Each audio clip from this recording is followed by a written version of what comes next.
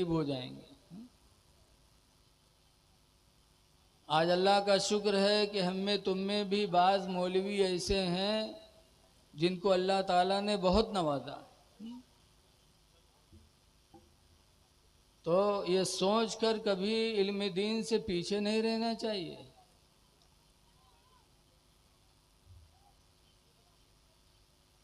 हदीस पाक में खुय्यरा सुलैमान बैनल इल्मी वल माली वल मुल्की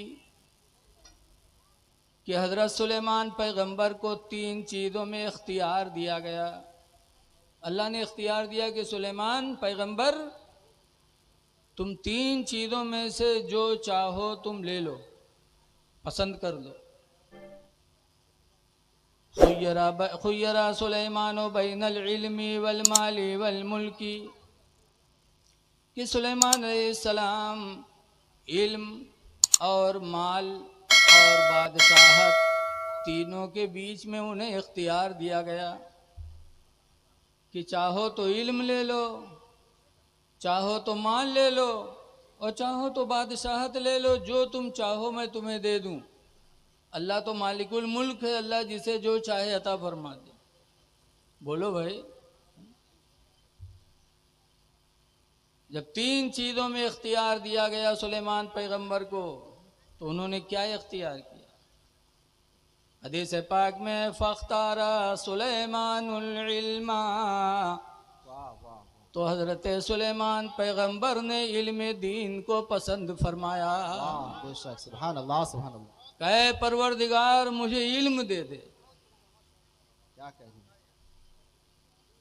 जब इल्म को पसंद किया, माल को पसंद न किया, सल्तनत को पसंद न किया, इल्म को पसंद किया सुलेमान अलैहिस्सलाम ने, तो हदीस पाक में फ़ऊतिया सुलेमानुल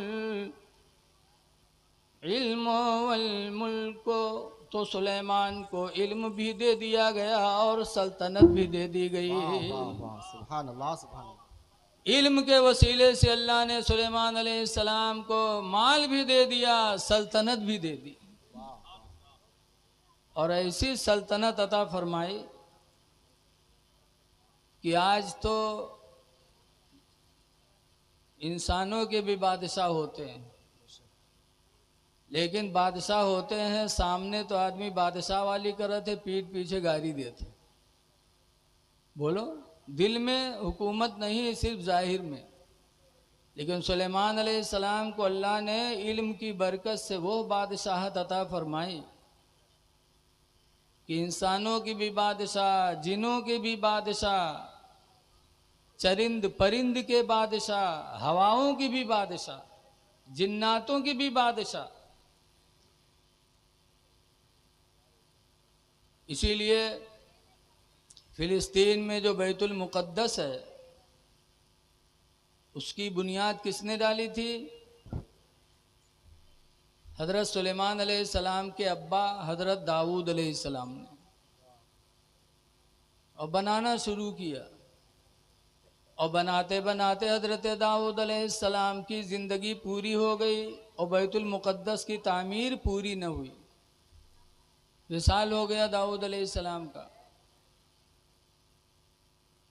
तो बड़े खुशनसीब बेटे थे सुलेमान पैगंबर अपने बाप के।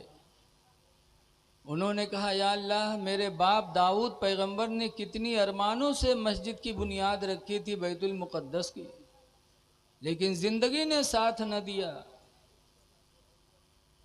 मैं इस काम को इंशाअल्लाह मुकम्मल करूँगा, इसको बनवाऊँगा ताकि मेरे बाप की दिल की तमन्नाएं पूरी हो जाएं।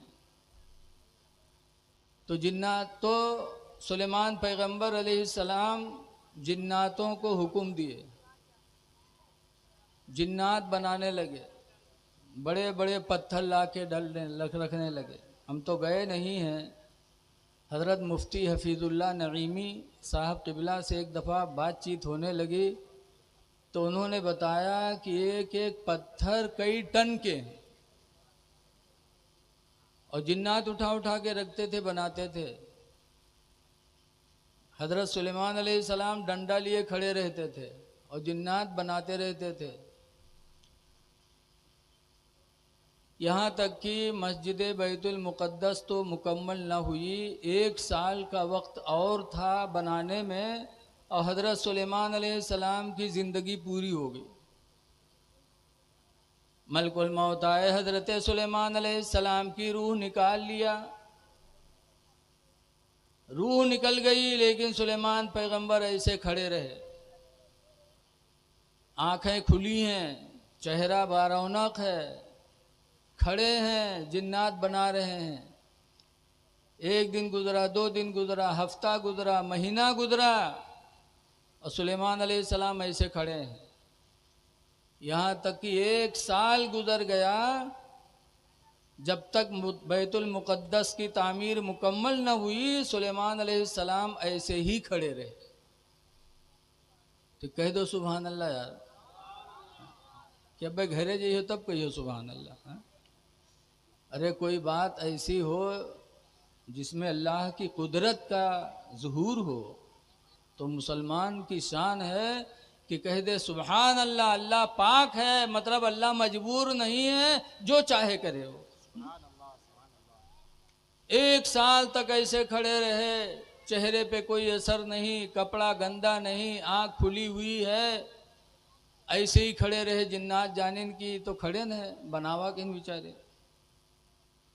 और जब बैतुल मुक़द्दस की तामीर पूरी हो गई, तो दीमक उनके डंडे में लगी, डंडा दीमकों ने खाया, डंडा गिरा तो सुलेमान अलैहिस्सलाम की लाश ज़मीन पर आई। तब जिन्नातों ने गौर किया, कहा अरे इनका मरे तो साल गुजर गया, और हम बड़े बेवकूफ़ निकले, हम लोग जानी तरह खड़े हैं ऐसे। अब गौर करो यहाँ पर कि लोग कहते हैं कि नबी भी बशर हैं, आम बशर मानते हैं। जैसे हम और आप आम बशर हैं, ऐसे ही कुछ लोगों ने नबी करीम के बारे में अकीदा बनाया कि नबी आम बशर है। तो जो उन कहा थे इन्हों मर जाए तो कि इनका चौराहा ले जाओ, ठड़ियाओ। 2-4 दिन के बाद या तो चौराहा वाले चौराहा छोड़िए, और या तो उनका घसीट के कहूँ तलवम डरी है। बोलो, ऐसी बदबू होगी। सुलेमान पैगंबर 1 साल हो गया रूह निकले, लेकिन अल्लाह के हुक्म से खड़े हैं, आंखें भी खुली हैं। जब सुलेमान पैगंबर का कोई मुकाबला नहीं कर सकता, तो इमामुल अंबिया का मुकाबला कौन कर सकता है? सुभान अल्लाह, सुभान अल्लाह। कौन कर सकता? आला हजरत इमाम अहले सुन्नत फरमाते हैं, खल्क से औलिया, औलिया से रसूल, वाह वाह वाह। खल्क से औलिया, औलिया से रसूल, और रसूलों से आला हमारा नबी, सुभान अल्लाह, सुभान अल्लाह, माशाअल्लाह। और रसूलों से आला हमारा नबी। तो सुलेमान अलैहिस्सलाम को ये हुकूमत मिली थी किसकी बरकत से? इल्म की बरकत से। आज लोग प्लेन उड़ती है, प्लेन 500 लोगों को लेकर के, सामान को लेकर के, और खुद प्लेन कई कुंटल के अल्लाह है जाने, और फिजा में उड़ती है। तो लोग कहते हैं देखो अंग्रेज़ों साइंस वालों का कमाल देखो, तरक्की देखो। है तो कमाल तरक्की ज़रूर, लेकिन ये वो काम है जिसको बहुत पहले अल्लाह के नबी सुलेमान पैगंबर ने दिखा दिया। अच्छा ये बताओ, प्लेन उड़त है तो वहाँ पेट्रोल पड़त है, हवाई और ड्राइवर भी राहत है, इंजनों है उसके अंदर। बोलो सब कुछ है कि नहीं है? पेट्रोल ख़त्म हो जाए तो मामला सब खत्म, और इंजन गड़बड़ा जाए तो सब खत्म, और कहूँ ड्राइवर बौखला जाए तो हूँ सब खत्म। बोलो है कि नहीं? इस पे हम लोग कहते हैं कि साइंस वालों ने बड़ा कमाल दिखा दिया। और सुलेमान पैगंबर का सुनो, उनका एक तख्त था। कैसा तख्त था वो? 4x6 वाला नहीं कि 4 फुट चौड़ा और 6 फुट लंबा। हमारा तुम्हारा तख्त ऐसे होते हैं ना। 40 गज चौड़ा था सुलेमान पैगंबर का तख्त, लंबा भी उससे कहीं ज़्यादा। जब हज़रत सुलेमान अलैहिस्सलाम को जाना होता था कहीं, तो अपने खादिमों को उसी पे बिठाते थे, खुद बैठते थे और हवा को हुक्म देते थे, तो हवा सुलेमान अलैहिस्सलाम के तख्त को लेके उड़ने लगती थी। क्या कहने, सुभान अल्लाह सुभान अल्लाह। ना पेट्रोल, ना इंजन, ना कोई ड्राइवर, सिर्फ सुलेमान अलैहिस्सलाम के हुक्म का इंतज़ार होता था। एक दफ़ा हज़रत सुलेमान अलैहिस्सलाम का तख्त उड़ते जा रहा था। सुलेमान अलैहिस्सलाम तशरीफ़ फरमा थे, उनके खुद्दाम भी मौजूद थे कि हज़रत सुलेमान अलैहिस्सलाम का तख्त उड़ते उड़ते मदीने के ऊपर से गुज़रा। जब मदीने के ऊपर से गुज़रा तो हज़रत सुलेमान अलैहिस्सलाम ने लोगों से फरमाया, हाज़िही हिजरतो नबी आखिर ज़मान। ऐ लोगो देखो देखो, यही वो शहर है जहाँ आखिरी नबी मक्का से हिजरत करके मदीना आएंगे। वाह वाह वाह, सुभान अल्लाह सुभान अल्लाह। हाज़िही हिजरतो नबी आखिरी ज़मान, या आखिरी ज़माने के नबी की हिजरत गाह है। फ़तूबा लिमन इत्तबा लिमन आमन बिही वत्तबा। तो सुलेमान अलैहिस्सलाम ने उस वक्त फरमाया था, बस मुबारकबादी हो उन लोगों के लिए जो उस नबी पर ईमान लाएंगे, और उनके लिए मुबारकबादी हो जो उनकी पैरवी कर लेंगे। ऐ लोगो, उस नबी के पैरवी करने में, उस पर ईमान लाने ही में हमारी तुम्हारी कामयाबी है। तो एक ज़माना पहले सुलेमान पैगंबर अलैहिस्सलाम ने तख्त को उड़ाया था। अल्लाह ताला ने उनको बादशाही अता फरमाई थी, किसकी बुनियाद पर? इल्म की बुनियाद पर।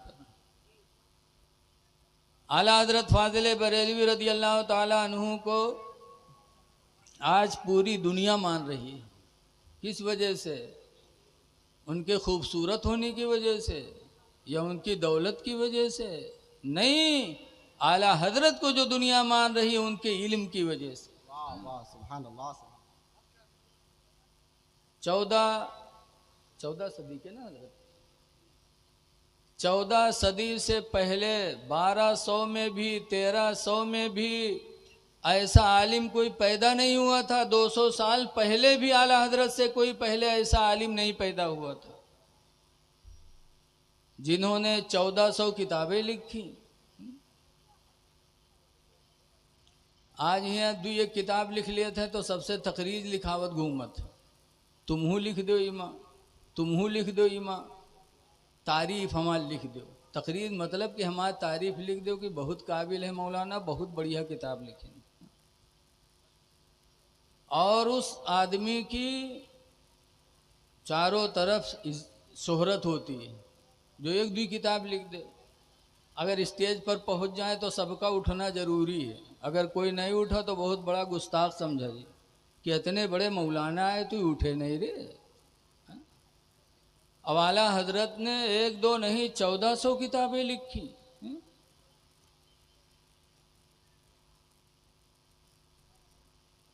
कोई आलिम ऐसा नहीं जिस पर तहकीक होती हो, लेकिन आला हजरत की वो ज़ात है कि यूनिवर्सिटियों में उनकी ज़ात पर पीएचडी भी होती है, तहकीक भी हो रही है।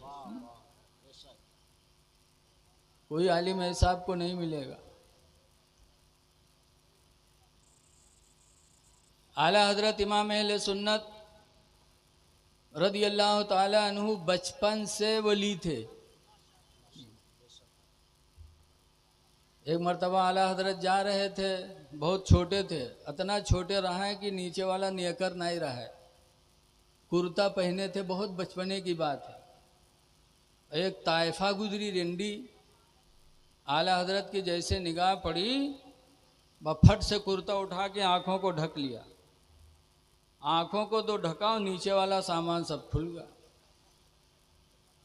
तो वो ताइफा कहती है, अरे बड़े मियाँ, जिसको छुपाना चाहिए था उसको खोल दिया, और जो छुपाना नहीं था उसको तुमने छुपा लिया। तो आला हजरत फरमाते हैं कि वो गलती जब करेगा जब ये खुली रहेगी, जब आंख खुली होगी तब उसका काम बढ़ेगा आगे, और जब आंख ही बंद होगी तो उसका काम खत्म। बोलो क्या जहानत थी आला हजरत फाजिल बरेलवी की बचपन में। अब आज हम लोग दाढ़ी रखाए हैं, बुढ़ाए गए हैं, लेकिन कोनो मेहरबा गुजरी तो टकटकी बांध के देखे कि है जी, जब तक वो हट न जाए दीवार के आड़े में तब तक वहां रहे, धीरे धीरे कोई देख ली तो यहाँ तक फिर वहां रहे। आज हम बूढ़े हो गए लेकिन हमारा नफ्स हम पर गालिब है। अब आला हजरत बचपन में थे लेकिन अल्हम्दुलिल्लाह नफ्स पर आला हजरत गालिब थे, नफ्स उन पर गालिब नहीं था। सुभान अल्लाह।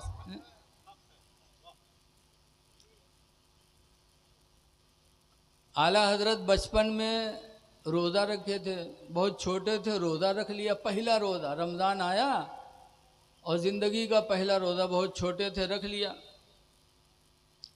लड़का जब अच्छा काम करता है तो माँ बाप को खुशी होती है, बोलो होती कि नहीं होती। अब आला हजरत के माँ बाप, आला हजरत के अब्बा मौलाना नकी अली ख़ान बहुत बड़े आलिम, रईसुल मुतकल्लिमीन थे वो।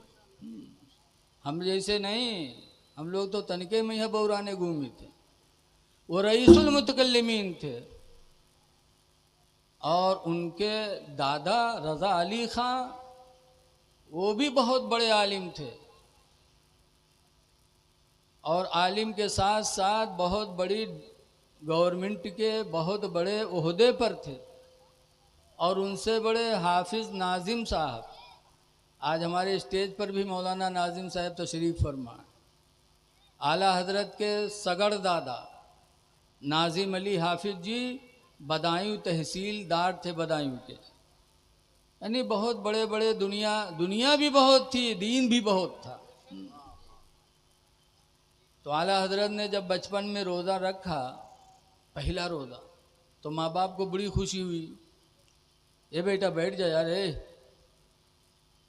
हजरत कहीं ना साधे रहे हो तुम, उड़ पड़े यार, ठीक है बैठे रहो बेटा, बड़ा अच्छा लग रहा है आप लोग बैठे हो माशाअल्लाह। जहाँ इतना बड़ा दारुल उलूम तनवीरुल इस्लाम चल रहा हो, वहाँ के लोग दीन की बातों को सुनने के लिए इस कदर जमा हो, मुझे खुशी होती है। बिलाशुबह दारुल उलूम तनवीरुल इस्लाम की भी तरबियत का नतीजा है कि आज आप लोगों के अंदर दीनी जज्बा और आला हजरत की मोहब्बत मौजूद है। बचपन में रोज़ा रख लिया, उनके अब्बा को बड़ी खुशी हुई, इतनी खुशी हुई कि बरेली में दावत बांट दिया कि आज मेरे बच्चे अहमद रज़ा ने पहला रोज़ा रखा है। उस खुशी में पूरी बरेली वालों की इफ्तार की दावत मेरे घर पे ऐलान हो गया। बरेली में तैयारी हो रही इधर, और ज़ोहर का वक्त आया तो आला हजरत की होठें सूख गई, चेहरा गमगीन, बचपना था, उदासी की कैफियत छा गई चेहरे पे।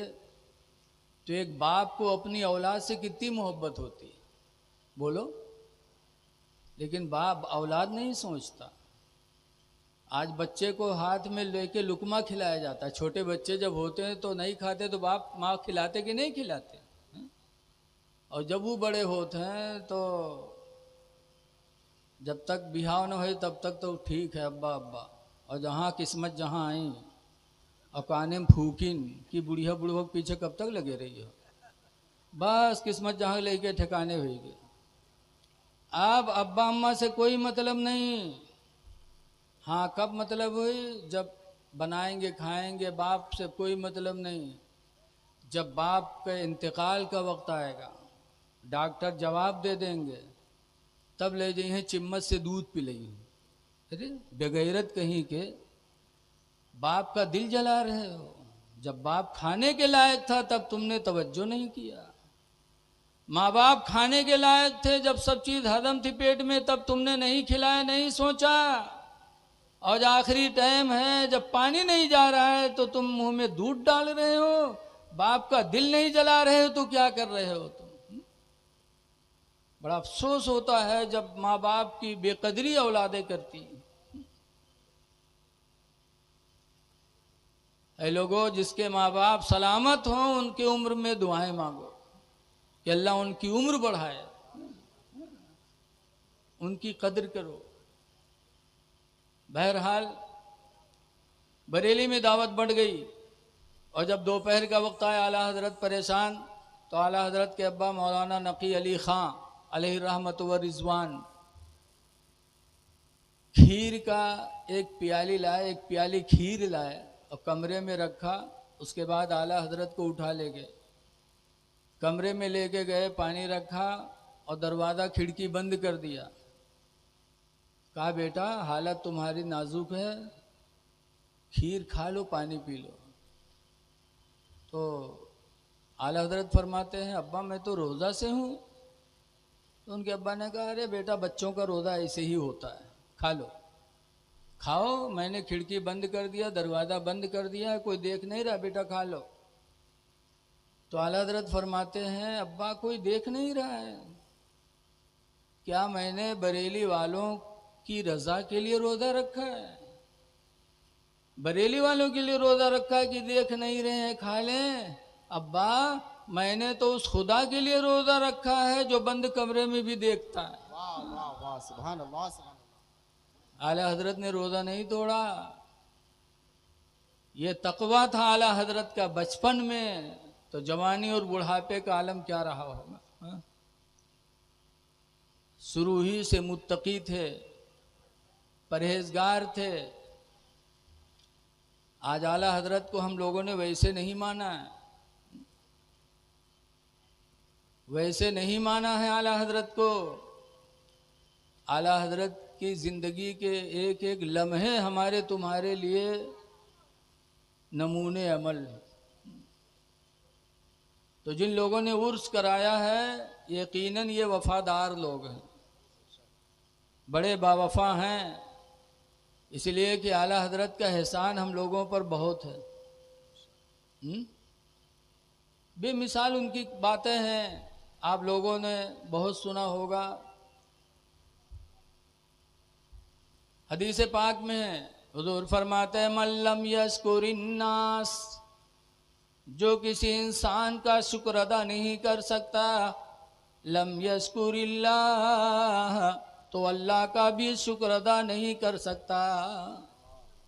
क्यों? इंसान का किसी पर एहसान उसी की हैसियत से, एक गिलास पानी दे देगा, खाना खिला दे देगा, 1500 रुपया दे देगा, तो हदीस में उसका भी शुक्र अदा करो। जो तुमको एक गिलास पानी पिला दे उसका भी शुक्र अदा करो, जो खाना खिला उसका भी शुक्र अदा करो। तो जब एक इंसान का शुक्र अदा नहीं कर सकता इंसान, तो अल्लाह का एहसान तो बेशुमार है, उसका हम शुक्र कब अदा कर सकते। तो आला हजरत फाजिल बरेलवी रदी अल्लाह ताला अन्हु ने हमें बद मजहबों से बचाया, हमारे ईमान की हिफाजत फरमाई। आला हजरत न होते तो हो सकता है कि हमारे ईमान महफूज न रह जाते, इसलिए उनका एहसान हमें मानना है और उसका शुक्र अदा करना है। आलिमों की बुराई न करो, आलिमों से मोहब्बत करो। गौसे आदम दस्तगीर डॉक्टर इकबाल ने कहा था, डॉक्टर इकबाल बड़े ज़हीन और मुफक्किर इंसान गुजरे हैं। उन्होंने कहा था अगर शरीयत में इमाम अबू हनीफा का कोई मज़हर देखना है तो आला हजरत इमाम अहमद रज़ा को देख लो, और तरीक़त में गौसे आदम की अगर तरीक़त देखनी है तो इमाम अहमद रज़ा में देख लो। शरीयत और तरीक़त दोनों के समंदर थे आला हजरत।